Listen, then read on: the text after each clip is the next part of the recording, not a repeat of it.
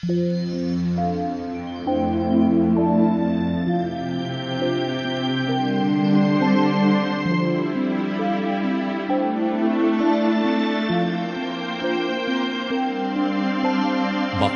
ang bumabasa at ang nangakikinig ng mga salita ng hula at tumutupad ng mga bagay na nangasusulat doon, sapagkat ang panahoy malapit na.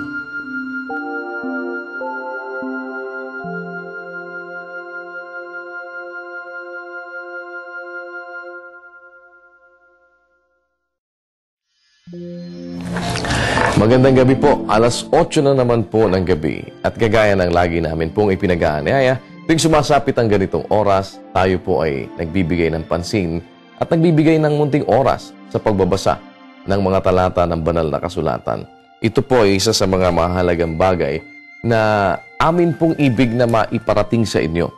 Yung pag-uugali na makapagbuhos ng ating mga atensyon sa pagbabasa ng mga talata ng banal na kasulatan. Alam nyo sa Biblia, kagaya na sinasabi din po ng apostol na si Pablo, ang sabi niya, ang lahat ng mga kasulatan na kinasihan ng Diyos ay mapapakinabangan din naman sa pagtuturo, sa pagsansala, sa pagsaway, sa ikatututo na nasa katwiran. At upang ang tao ng Diyos ay maging sakdal, tinuruang lubos sa lahat ng mga gawang mabuti. Kaya, para po tayo ay matuto ng kabutihan, napakarami ho ng mga bagay na ating makukuha pag ang Biblia ang ating babasahin.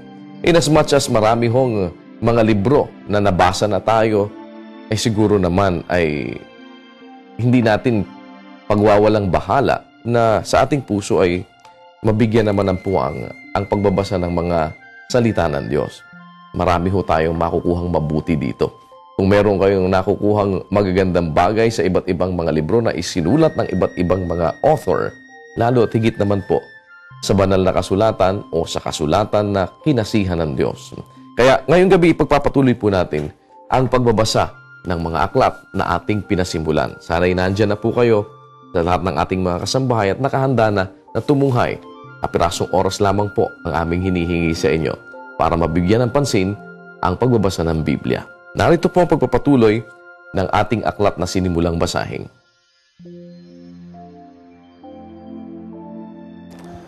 Ang aklat ng mga taga-Efeso. Ang aklat na ito ay sinulat din ni Apostol Pablo.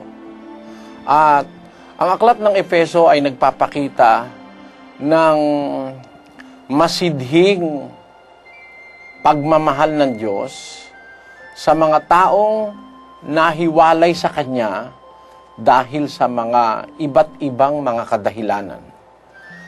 Kung babasahin natin sa aklat ng Apokalipsis, ang Efeso ay nahiwalay sa pamamahala ng apostol na si Pablo. At ang dahilan kung bakit isinulat ang aklat ng Apokalipsis ay para bigyan ng warning at ng pag-asa ang iglesia lokal sa Efeso. Kung basahin ninyo ang Efeso, ipinakikita rito na ang pagiging dapat sa Diyos ay hindi aksidente. Ang pagiging dapat sa Diyos ay destiny. Destiny ito na dapat na maingatan sapagkat maaaring ito ay maiwala. Ini-emphasize ni San Pablo sa Efeso, sa bungad ng kanyang liham, na ang mga Kristiyano ay itinakda o itinalaga ng Diyos na maging dapat sa Kanya at magkaroon ng kaluwalhatiang katulad ng Kanyang anak. Yan ang ating mababasa sa unang bahagi ng aklat ng mga taga-Efeso. Pero ang mga taga-Efeso napabayaan ng kanilang bantay na anghel. Ayon sa Apokalipsis, ang anghel sa Efeso ay nakapagpabaya. Kaya ang mga taga-Efeso ay naihiwalay ng iba't ibang sirkumstansya sa kaugnayan nila sa tunay na pangangasiwa ng Diyos sa pamamagitan ng apostol na si Pablo. At sa pagmamahal ng Diyos sa mga taga-Efeso, nagpasulat ang Diyos ng aklat, ang Apokalipsis, para ang isang kopya ay ipadala sa Efeso. Pero ang pagmamahal na personal na pagmamahal ni Pablo, udyok ng kanyang tinanggap na katwiran mula sa ating Panginoon, nagsumulat din si Pablo sa mga taga-Efeso. At sa umpisa ng kanyang sulat, ipinakita ni San Pablo sa mga taga-Efeso na hindi sila nilalayo ng Diyos para mapahamak, kundi maging dapat at magkamit ng kaluwalhatian.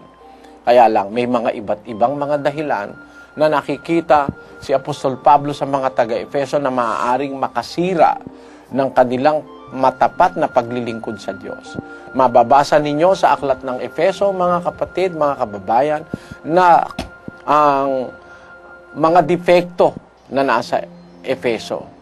Mayroong kapaitan, kadaldalan, pagkakampi-kampi, at iba't ibang mga depekto ng tao. Gaya rin naman ng iba't ibang mga lokal na iglesia ng una. Pero makikita nyo roon ang mga reseta, ang rekomendasyon, ang mga paraan, ang hatol, to bring back everything into proper order, o para maibigay o maibalik sa tamang dapat kalagyan na siyang dapat makita sa mga Kristiyano sa Efeso. Nandoon, mga kapatid, ang mga rekomendasyon, mga aral, mga katuruan ni Pablo. Sinabi ni Pablo sa mga taga-Efeso na hindi sila dapat matuto ng ganito, sapagkat wala silang natutunang ganito kay Kristo. Pero kung tunay na pinakinggan nila si Kristo, sabi niya, magbihis kayo ng pagkataong ayon sa Diyos ay nilalang sa katwiran, sa kabanalan ng katotohanan. At sumunod na ron lahat ng mga aral na nakita niya para gamutin ang defekto ng Efeso. Yung nagnanakaw, hindi na dapat magnakaw pa. Yung sinungaling, itakwil na ang kasinungalingan. Yung mga kapaitan, alisin, kadaldalan, panlilibak, mga masasamang akala, mga masamang nasa, nayay mga pagsamba sa Diyos-Diyusan na nasumpungan ng Diyos sa mga kaanib sa iglesia sa Efeso. Makikita nyo rito ang mga natural na shortcomings at saka yung mga weaknesses, yung mga kahinaan at mga pagkukulang ng tao. Pero palibasa ang Efeso ay isang iglesyang bahagi ng iglesyang sa Diyos na nasa Biblia. Makikita rito sa aklat ng Efeso ang pagmamahal ng Diyos at pagmamahal ng manggagawa o ng ministro na nagtatag ng lokal ng Efeso, walang iba kundi si Pablo. Makikita nyo, in-emphasize ni Pablo rito ang pag-ibig para sa Diyos, para sa iglesia at sa kapatiran. At sa Efeso, meron siyang sinabing napakadakilang hiwaga. Ang hiwagang nalihim pati kay Moises at sa mga unang lingkod ng Diyos. At yan ay ang hiwaga ng relasyon ni Kristo at ng Iglesia. Ang lokal ng Efeso ay isang lokal na nakatanggap ng dakilang pagpapahayag ng hiwaga ng Diyos. Basahin ninyo na may pagtatalagang aklat ng Efeso at makikita nyo ang hiwaga para sa mga hintil na hindi natanggap ng bansang Israel. Ang sulat na ito sa mga taga-Efeso, taliwas sa paniniwala ng iba, ay hindi siyang unang sulat ni Pablo sa mga taga-Efeso. Maaaring nawala ang unang sulat ni Pablo sa mga taga-Efeso, pero huwag kayong mag-alala. Yung nawala, inulit niya sa sulat na ito.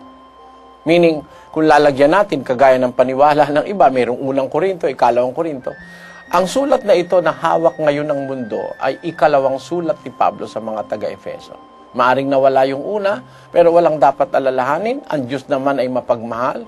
Iniingatan niya ang kanyang salita. Yung sinabi ni Pablo ng una sa kanyang sulat sa mga taga-Efeso, sinasabi niya rin sa sulat na ito. Para patunayan yan, basahin ninyo ang 3:3 ng Efeso. Na ang sabi doon ay meron na siyang paunang sulat bago ang sulat na ito. Alam ba ninyo yan? Basahin ninyo, mga kapatid. Efeso Kapitulo 1,